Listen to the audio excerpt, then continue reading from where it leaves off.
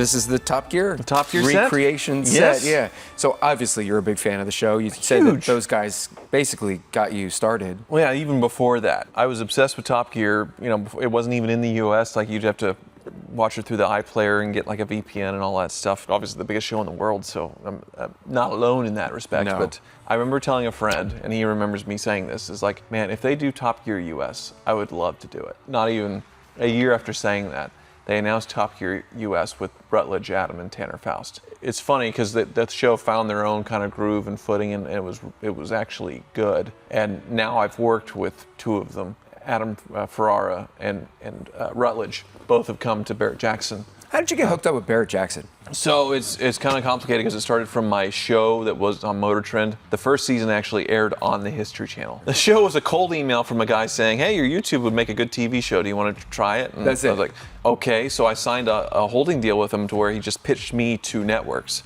And one of them was Verizon. It was called Go 90. They spent all this money and then they decided this isn't going to work. So I had gotten paid. The show had been done, 22 episodes. And it wasn't going to air on Verizon's Go 90, which turned out to be a blessing because it was a huge budget for this first season because Verizon was just throwing money around. On this episode of Car Issues. The History Channel shows up, so they just get to license it. So it gets aired the first season there.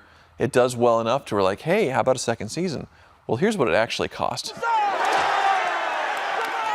Oh, never mind. Okay. That little brief stint on History Channel, when History Channel got Barrett-Jackson, they remembered me from that and said, hey, let's hire that guy that was on for a little bit to do the broadcast, because they wanted to change things up a little bit. They wanted to bring in their own talent. Me, who had never done live television before, got asked to do live television, which went about as good as you would expect. Was that terrifying? It was And so you've been doing that 5 years. 5 years, yes, and that's how I met my wife, April. I was going to say, that's actually how you met her. So April had been doing it for a lot longer. She had been around for 10 years. Thank goodness for me that I had 2 years to like figure it out, and because I looked like a complete idiot before.